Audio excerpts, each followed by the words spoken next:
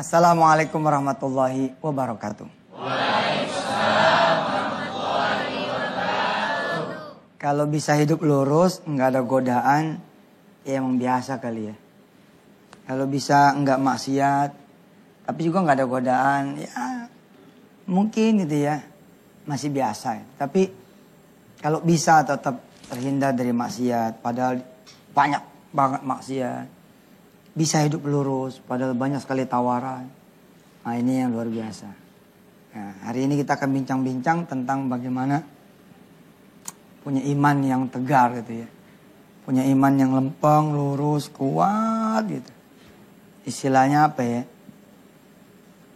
Orang lagi puasa lah gitu. Biar kata di depan itu ada es kelapa ya kan. Yang penting gak ada yang lihat. Masalahnya ada yang lihat terus. Ya ini Allah Subhanahu wa Ta'ala. Jadi halal pun kita gak berani.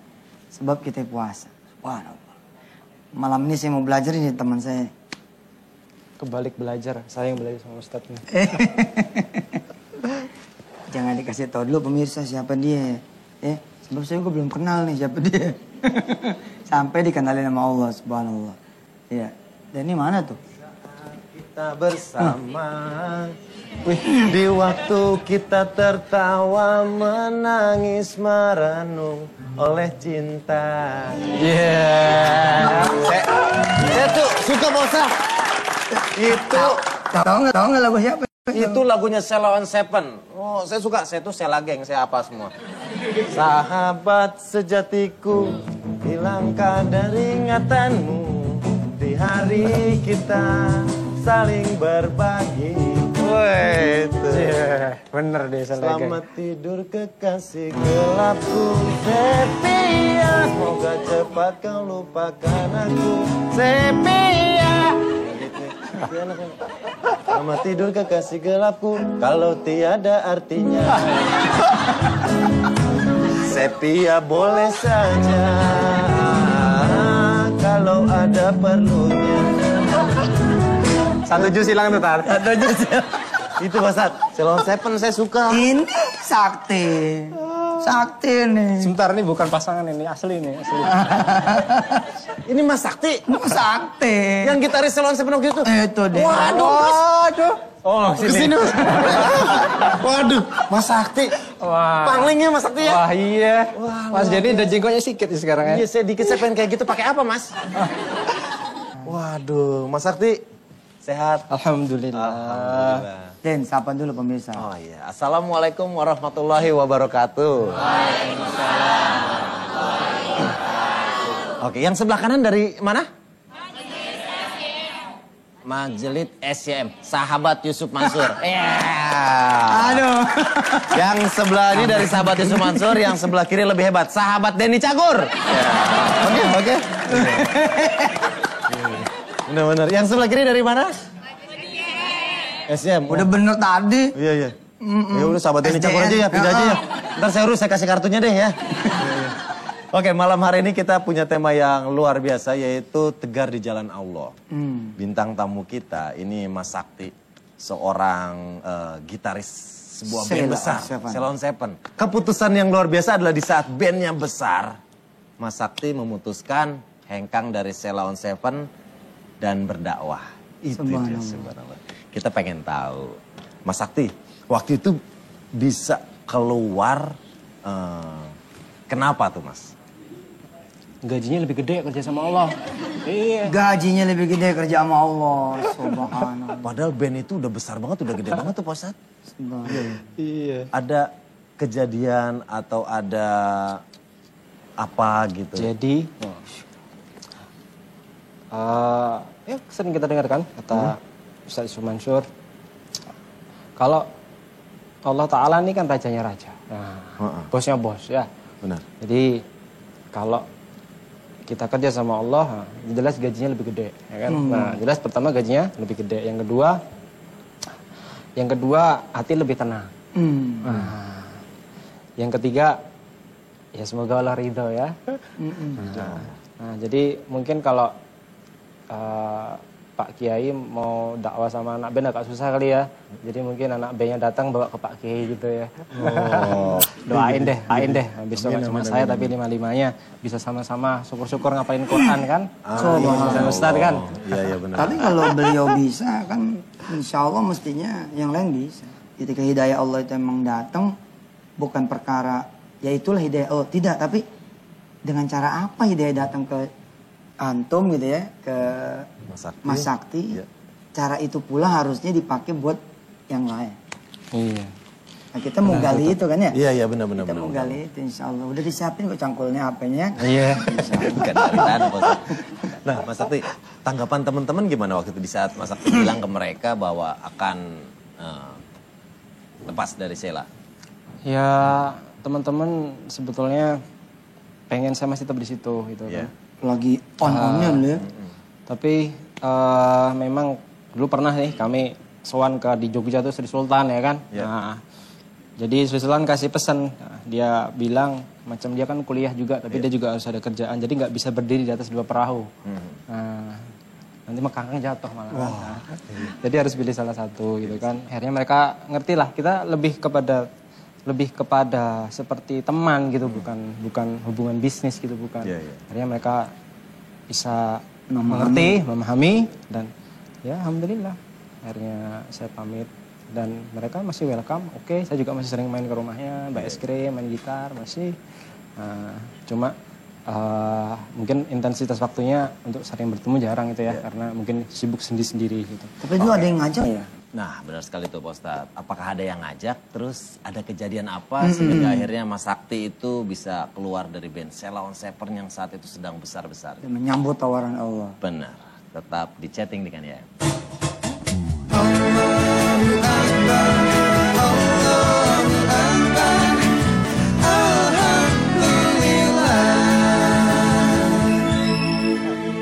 Terima kasih, balik lagi di chatting dengan DM sama Mas Sakti, ex gitaris Sheila on Seven. Saya jadi ingat Pak Ustadz, pernah waktu itu Sheila on Seven show di salah satu TV. Saya lihat iklannya, karena saya suka, saya berangkat Pak Ustadz. Saya nonton bergabung sama yang lain jingkrak-jingkrakan. Iya. Zaman dulu. Bener Pak Ustadz. Tahun album kedua itu tahun berapa sih? 2000. Tahun 2000 ya? Tahun 2000. Coba tunjuk satu bintang saya suka lagi. Apalagi? Banyak sih ya. Dan Sukirman. Itu lagunya Decagur Pak Ustadz, lagunya Decagur. Nggak tahu sih. Jadi dengerin gak enak Pak Ustadz. Iya. Aneh, taunya lagu kayak apa, Nurul Mubin. Oh iya. Pak Ustadz kan tahu Metallica juga, waktu itu nyanyi. Bohong banget tadi ya.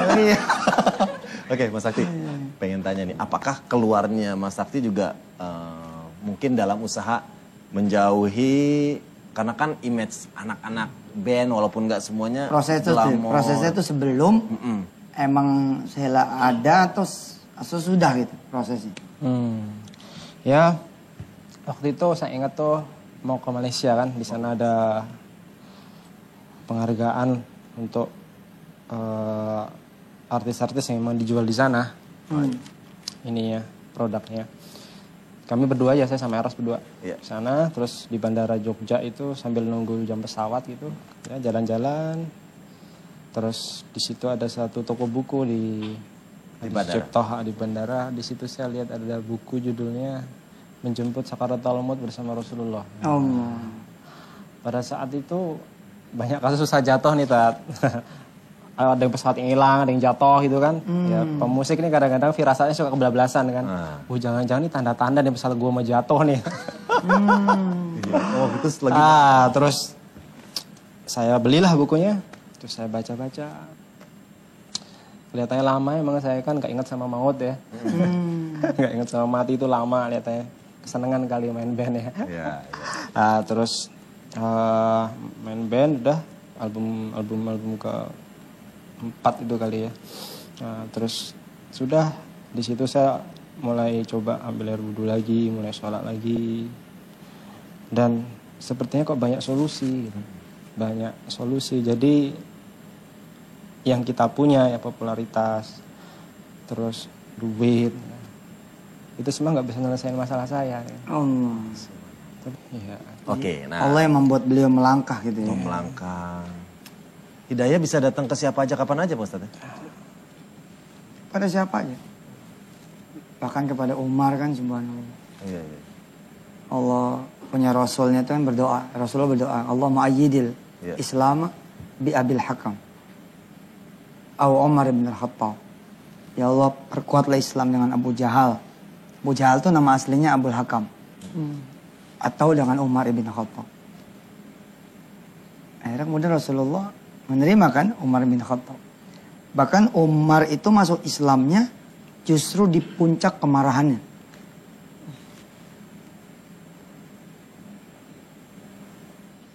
Puncak kemarahan. Karena bengong itu. Nungguin puncak kemarahannya apa? Malah. Hari itu 40 sahabat Rasulullah, diantaranya Hamzah dan Ali bin Abi Thalib, itu ada di Bukit Safa. Umar nih ketemu dengan Ummu Abdullah. Satu demi satu sahabatnya kan hilang ya, pindah ke Rasulullah. Lama-lama kesel banget Umar. Tapi hari itu puncak kemarahan dan kesedihan Umar. Jadi ngelihat Ummu Abdullah.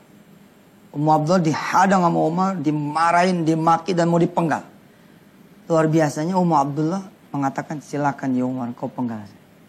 Silakan ya Umar kau siksa saya. Tapi tidak akan engkau menjamah aku kalau Allah tidak meridhai. Akhirnya dia bilang, kalau gitu yang mesti saya penggal adalah kepalanya Muhammad. Balik kanan dicari tahu, sahabat memberitahu, engkau tahu Muhammad ada di mana? Itu di Bukit Safa.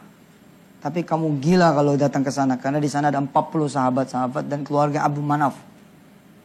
Kamu bisa keluar tidak selamat. Umar bilang, sejarah dia itu bugulat nggak pernah ada yang ngalahin dari umur 20 tahun. Umar ya? Umar. Jadi kalau pas musim haji itu kan selalu ada kayak pesta atau ada pameran atau ada apa ya kalau exhibition. Itu dari Parsi datang, dari Romawi datang, dari seluruh penjuru datang. Dan ada di sana pertandingan dan Umar nggak pernah kalah. Selalu dia mewakili Arab menang terus. Jadi Umar bilang, jangan 40, 80 ke dia lawan. Tapi di tengah jalan ada yang ngasih tahu lagi. Jangan kamu urusi dia. Jangan kamu urusi Muhammad. Jangan kamu urusi ya sahabat-sahabat yang lain. Kamu urusi adik kamu Fatimah. Dia sudah masuk Islam. Dia balik kan. Datang ke Fatimah. Tapi di depan pintu Fatimah binti Khattab. Ya, binti Khattab. Adiknya Umar. Tapi di depan pintu Umar kemudian mendengar suara Quran kan.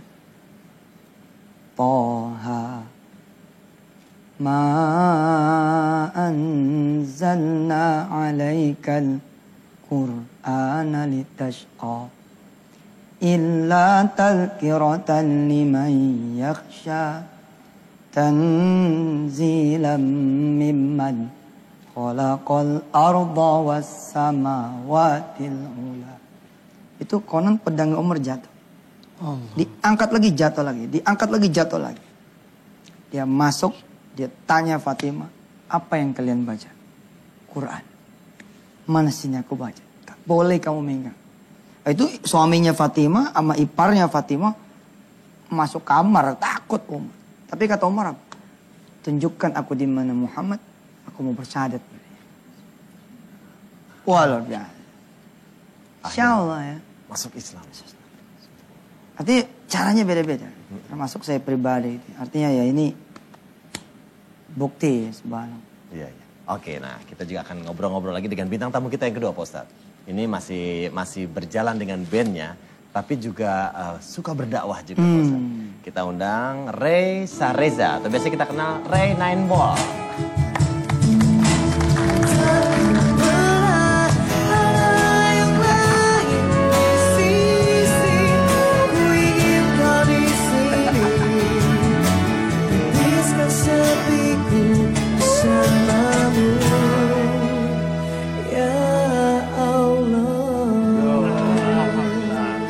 Judul lagunya Hingga Akhir Waktu ya, lagunya Nendo. Apa kabar Ray? Alhamdulillah. Kita akan ngobrol sama Ray, tapi ntar nggak sekarang, tetap di chatting dengan ya. Oke,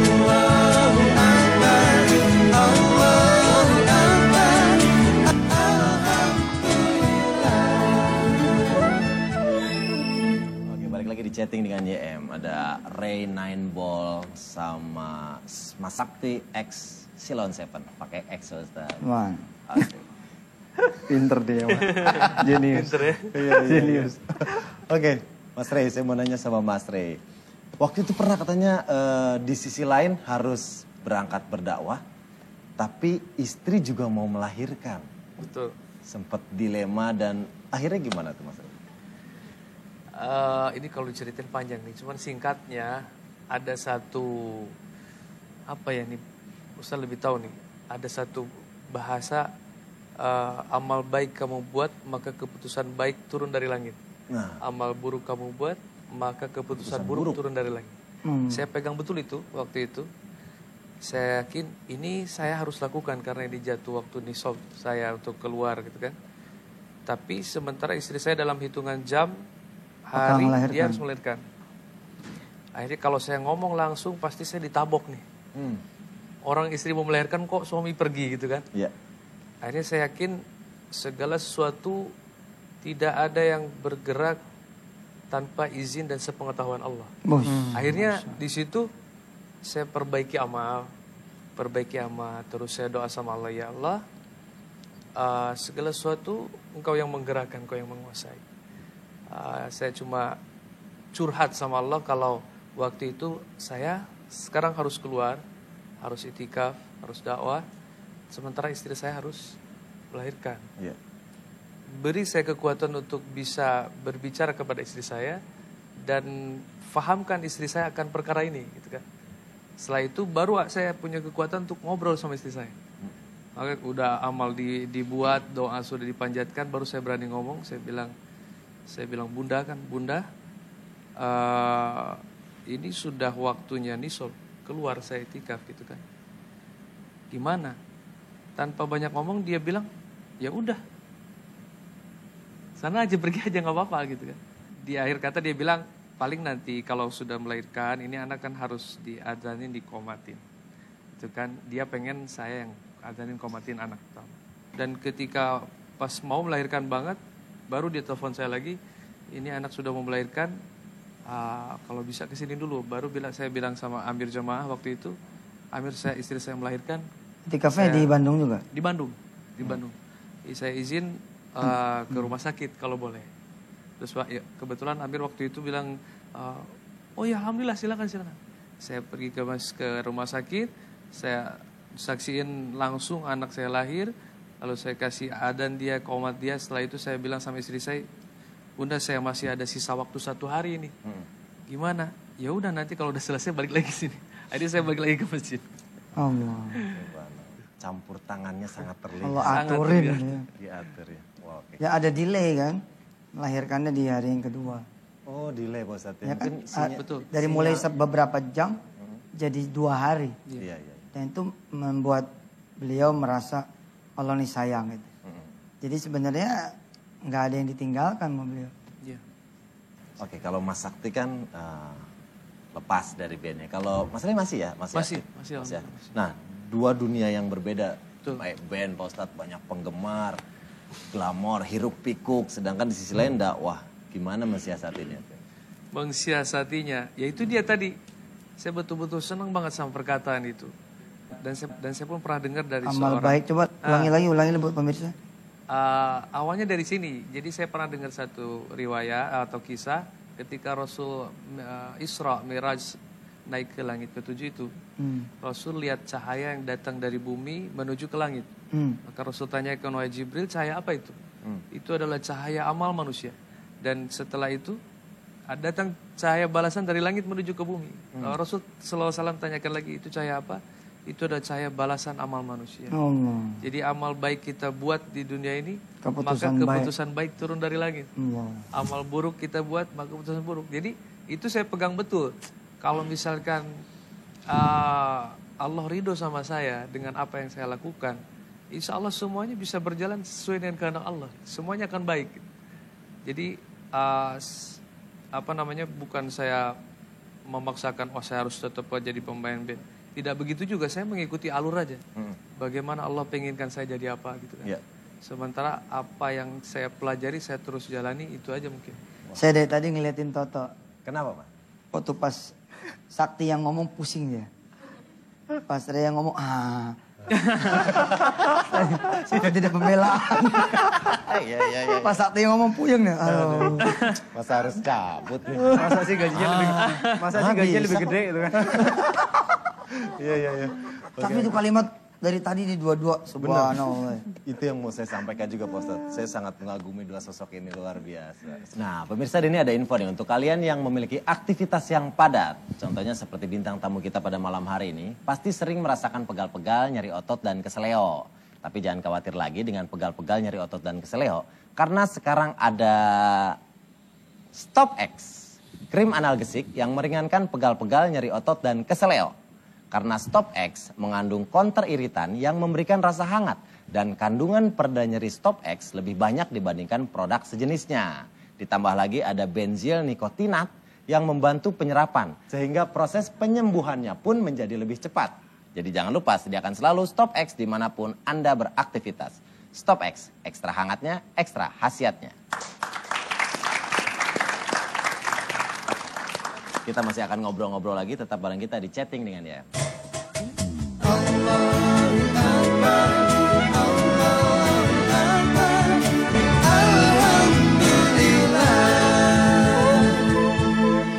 Yang disampaikan sama Pak Ustadz Yusuf Mansur, tadi hidayah bisa datang kapan aja, dengan kejadian apa aja. Ini terjadi pada Mas Sakti yang berawal dari melihat buku. Kalau Mas Rey, ya kita mau tanya nih. Rey, awalnya gimana Rey untuk akhirnya terjun ke dakwah? Awalnya sih itu kelas 1 SMA tahun 96. Saya diajak sama kakak ipar duduk dalam satu majelis tablik akbar lah bisa dibilang ya. Ya. Situ saya, ini kok maksudnya isi tausiahnya lain gitu kan. Ini saya nyaman di situ, terus lingkungannya juga saya nyaman di situ. Tapi itu hanya berlangsung selama 3 tahun karena setelah lulus SMA saya kuliah ke Jakarta. Di situ saya tidak ada suasana dan saya pun belum paham betul gitu ya. Jadi akhirnya tertarik lagi kepada kehidupan jahiliyah sekurang lebih ada 5-6 tahun lah. 5-6 tahun itu sudah sama Naim bahwa saya berada dalam kehidupan jahiliyah, tapi subhanallah alhamdulillah Allah SWT kasih saya hidayah lagi. Allah ingatkan saya lagi. Akhirnya di bulan Ramadan waktu itu saya datang ke Darut Tauhid, ke pesantrennya Agim. Malam Jumat saya dengar tausiahnya gitu kan. Saya beritikaf di sana dan 10 hari terakhir akhirnya saya ambil keputusan saya harus dakwah lagi. Saya harus khuruj lagi, saya harus keluar lagi, saya harus lebih serius lagi dibanding sebelumnya. Akhirnya saya cari-cari jemaah yang mau itikaf atau mau khuruj 10 hari tapi tidak ada. Saya ketemu 3, yang ada yang keluar 3 hari waktu itu. Akhirnya saya keluar sama itu dan alhamdulillah sampai saat ini. Jadi setiap bulan saya selalu keluar, saya bilang keluar ya. Keluar dari kehidupan saya sehari-hari, keluar dari pekerjaan saya untuk sementara waktu gitu kan. Ketika tidak bisa 3 hari saya keluar 2 hari. Ketika nggak bisa 2 hari saya keluar 1 hari. Ketika tidak bisa 1 hari saya keluar walaupun 1 jam gitu kan. Yang penting setiap bulan harus ada kontak dengan usaha islah diri saya. Itu yang dibilang iktikaf gitu Pak. Ya. Jadi ini jemaah tabligh ya. Oh iya. Jadi program lah. Program memperbaiki diri. Program islah. Kalau saya lebih senang dibilang dakwah islahiyah, maksudnya dakwah untuk memperbaiki diri sendiri gitu. Karena dampak dari dakwah ini kalau saya rasakan bukan saya jadi pintar bicara lalu saya bisa ceramain orang. Tapi dengan saya senantiasa bicara kebesaran Allah, bicara kemuliaan Rasulullah, perjuangan Rasulullah, itu otomatis mengingatkan saya sendiri. Otomatis membuat saya ingin melakukan itu gitu. Ketika sesuatu dibicarakan maka itu kan bakalan jadi Memang caranya simpel sih. Simpel caranya. Jadi baca hadis, dengerin. Nah ini pun saudara-saudara pemirsa bisa lakukan di rumah. Jadi saudara tinggal beli Fadilah Amal, atau saudara beli Riyadhus Shalihin yang terjemah, atau saudara pasti punya Quran toh? Quran terjemah. Usahakan habis subuh bersama keluarga, Istri yang mana? sama istri dan anak-anak. Yang penting kita ini kan gelas kosong sebenarnya. Jangan sampai diisi sama yang enggak gitu kan. Nah, kalau bisa gelas kosong kita ini diisinya sama Quran. Subhanallah deh. Oke, nah Mas Sakti ini gue pernah ke India ya, pernah ke Baghdad, pernah ke Pakistan dalam rangka belajar atau apa tuh Mas? Baghdad belum pernah deh. Oh Baghdad belum? Oh Pakistan ya? Saya bingung juga waktu pulang tuh lihat, saya belajar ke Baghdad, waduh. Nah iya, itu dia dari salah satu artikel jadi, saya baca. Oh enggak ke Baghdad ya? Enggak, jadi India. Waktu itu saya belajar pertama kali ke India, ke Pakistan, Bangladesh, ke Mekah juga, ke Madinah juga. Oh Bangladesh ya. Terus balik ke bulan apa sih, 2006-an tuh ya. Nah, 2006-an itu. Ya di sana lebih kepada belajar dakwahnya ya. Lebih kepada belajar dakwahnya dengan hikmah, sama lembut, kasih sayang ya. Terus menarik juga tuh. Ingat dari ceritanya Ria tadi masalah istri yang ditinggal tadi. Saya waktu mau pergi gitu juga Tat. Duit udah aku siapin nih mau pergi kan. Ada yang minjem teman, katanya mau dibalikin sebelum saya berangkat. Ini saya mau berangkat, nggak kelihatan batang hidungnya. Terus kami kan diajari coba selesaikan masalah dengan sholat, dengan amal. Bayar wudhu, sholat, baca yasin. Terus kata Pak Ki, tempat saya tuh di ayat yang di situ ada kata mubinya diulang 7 kali katanya.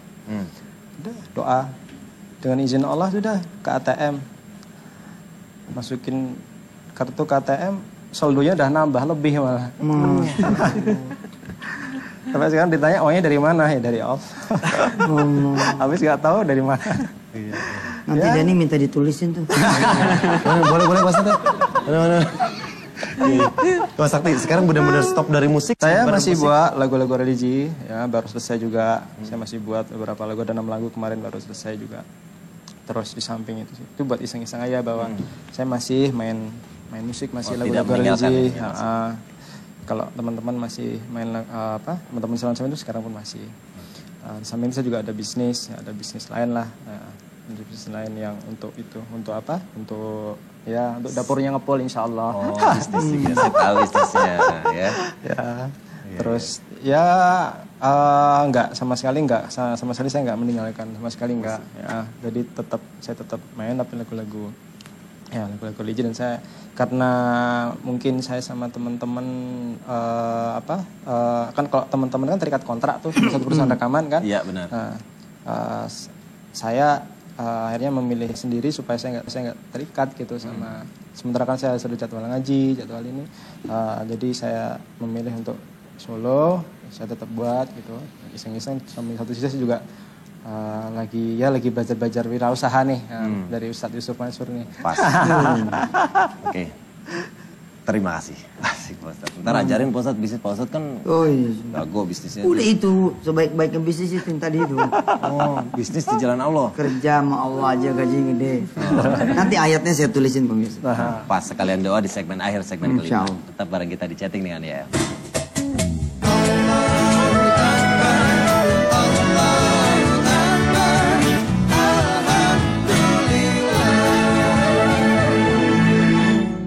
Dan pemirsa ya, Mas Sakti, Mas Re, di dalam surah Ali Imran 104-105 gitulah. Allah ngasih garansi mereka-mereka yang hidupnya senang, bahagia, jaya, sukses itu siapa? Ternyata subhanallah, mereka yang jadi prajuritnya Allah. Mereka yang menjadi perpanjangan tangannya Allah dan Rasulullah sallallahu alaihi wasallam. Estafet dakwah. Bunyinya sederhana sekali. Wal takum minkum ummatun yad'una ilal khairi wa ya'muruna bil ma'rufi wa yanhauna 'anil munkari wa ulaika humul muflihun. Hendaklah kalian menjadi satu bagian, satu kelompok, satu golongan, satu umat yang mengajak pada kebaikan, menyeru pada kebaikan. Wa ya'muruna bil ma'rufi wa yanhauna 'anil munkari, dan mencegah keburukan. Yang mengajak pada kebaikan, mencegah pada keburukan. Wa ulaika humul muflihun. Mereka itu pasti hidupnya itu bahagia, senang, sukses. Subhanallah. Iya. Dominnya adalah Allah. Ini nanggung adalah Allah. Makanya teman-teman ustadz yang saat ini sempat ngelihat kalau udah ada di track kayak saya gitu, kayak jangan nyari-nyari gitu. Jangan nyari yang enggak gitu. Lempeng aja. Tahu kan naik itu saya. Enggak usah pengen apa, lempeng aja deh. Ntar kan naik gitu. Sabar gitu. Insya Allah. Dan tidak perlu harus jadi ustadz kan. Untuk menyeru kebaikan. Mencegah pada kemungkaran. Nggak perlu jadi ustadzah. Nggak perlu lu cetak foto dulu terus kartu nama ustadz gitu, nggak perlu. Jalan aja jalan gitu. Jalan kasih tahu orang. Kayak sekarang nih udah jam berapa nih waktunya sholatnya kan. Seperti itu ngasih tahu apa. Mencegah orang. Pasti senang. Itu udah mengajak kebaikan tuh Pak. Orang-orang sekitar kita Pak Ustadz. Pak Ustadz, kesimpulannya apa Pak Ustadz tentang hidayah malam hari ini? Ya emang tadi menarik sekali pemirsa. Pertama pemirsa jangan merasa sudah benar juga ya. Kita semua tetap pencari hidayah. Betul ya Allah. Tapi untuk saudara-saudara sudah berada di posisi itu, harus ngajak. Bagaimana saya terkesan sekali dengan almarhum Gito Rolis. Benar. Itu kan ada orang ngajak beliau kan. Dia mula-mula dia apa sih gitu loh. Ternyata orang itu asar datang lagi. Ngajak lagi sholat. Ngajak lagi ke masjid. Pasti gitu. Lama-lama. Jangan-jangan emang gue harus sholat kali ya gitu. Terus Gito Rolis kan akhirnya sholat lah. Ya. Dan kemudian Allah yarhamu. Allah kasih dia husnul khatimah subhanallah. Ya. Artinya ya saudara-saudara harus mengajak orang. Jadi jangan takut. Udah soleh aja loh. Ayo gak apa-apa ajak aja gitu orang. Mau dia ngerti kayak dia gak ngerti kayak. Mau dia setuju kayak dia setuju kayak.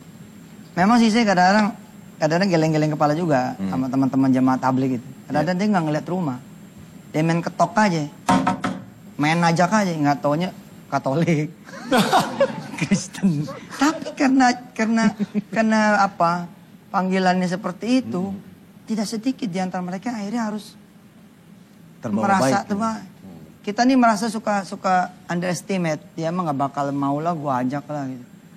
Padahal Rasulullah pernah mencontohkan kan bagaimana Rasulullah SAW mengajak Heraklius mengajak pembesar. Kalau kayak kita sekarang SBY nih Pak SBY itu nyuratin Clinton bukan untuk urusan Gaza tapi untuk menyembah Allah. Kayaknya nggak ada tuh ya. Nantilah kalau saya suatu saat ditakdirkan Allah gitu ya. Amin. Amin. Gua mau suratin semua kepala negara ya. Nah sekarang Pak Ustadz katakan... Ini kayaknya bukan kesimpulan. Mesa, maksudnya ini gak enak nih. Maksudnya ya cobalah, berdakwah lah. Gitu. Berdakwah tuh tidak mesti harus ilmunya banyak. Tidak mesti harus punya pengalaman banyak. Just do it. Yang penting hati bersih, lapang, kita tidak ada pretensi apapun. Insya Allah. Ikhlas. Itu ngingetin ngajak hal-hal kecil itu udah berdakwah tuh. Yes. Oh, iya. Itu jangan ke situ. Gitu. Kira-kira. Oke, nah sekarang kalau Pak Ustadz kan mengajak itu bagus. Sekarang juga saya mau mengajak Pak Ustadz. Apa? Saya ingin mengajak saksikan terus chatting dengan YM. Salam. Setiap hari Kamis dan Jumat jam 9:30 malam. Dan wisata hati setiap hari jam 5 pagi. Allah karim. Mengajak kebaikan. Iya boleh. Amin ya. Kita berdoa Bu, kita berdoa bareng-bareng Bu ya. Nah mudah-mudahan semua hajat kita dikabul sama Allah Subhanahu Wa Taala. Amin ya rabbal alamin. Doanya kali ini istimewa. Yang mimpin biar Mas Sakti saja. Mas Sakti silakan. Bismillahirrahmanirrahim. Alhamdulillahirrabbilalamin. Allahumma salli ala Muhammad. Allahumma salli wa sallim. Ya arhamar rahimin, ya arhamar rahimin, ya arhamar rahimin. Astaghfirullah rabbal baraya, astaghfirullah min khataya. Allahumma firli walidayya rahimah kama rabbayani saghira. Allahumma firli mu'min mu'minat al-muslimin al-muslimat al-ahyan al-amwat. Ya Allah, ampunilah dosa kami ya Allah, dosa kedua orang tua kami ya Allah, dosa seluruh orang Islam ya Allah. Ya Allah, beri mereka hidayah setiap orang melihat kami ya Allah. Ya Allah, beri mereka hidayah bagi setiap orang yang melihat kami ya Allah. Setiap orang yang kami lihat beri mereka hidayah ya Allah. Ya Allah yang mujib ya Dzal Jalali wal Ikram, kabulkanlah doa-doa kami ya Allah. Kabulkanlah doa-doa kami ya Allah. Kabulkanlah doa-doa kami ya Allah. Allahumma shalli ala Muhammad wa sallim. Subhana rabbika rabbil izzati amma yasifun. Wassalamun alal mursalin. Alhamdulillahirabbil alamin. Alhamdulillahirabbil alamin. Subhanallah. Subhanallah. Dan penampilan spesial Pak Ustadz nanti yang akan menutup mereka berdua akan featuring. Oke, featuring. Jamming. Oke. Kita akan lihat penampilannya Ray, Nineball dan Mas Sakti X Silon 7 untuk semua yang ada di sini dan pemirsa di rumah. Terima kasih buat jemaah yang telah hadir. Terima kasih Sakti, thank you. Salam buat keluarga. Ray, thank you. Salam buat keluarga. Total Kid, thank you. Saya Ustadz Yusuf Mansur dan Denny Campur mohon pamit. Assalamualaikum warahmatullahi wabarakatuh. Boleh aja buat Denny, boleh.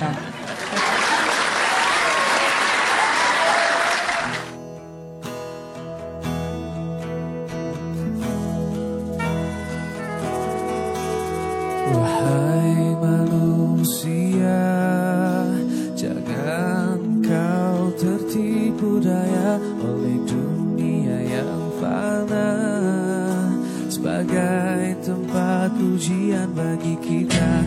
Dunia sementara, akhirat selama-lamanya. Orang kaya mati, orang miskin mati, raja-raja mati, rakyat biasa mati. Semua pergi menghadap Ilahi. Dunia yang dicari tak ada yang berarti. Wahai manusia, jangan engkau tertipu daya oleh dunia yang fana sebagai tempat ujian bagi kita. Dunia sementara, akhirat selama-lamanya. Orang kaya mati, orang miskin mati, raja-raja mati, rakyat biasa mati. Semua pergi menghadap Ilahi.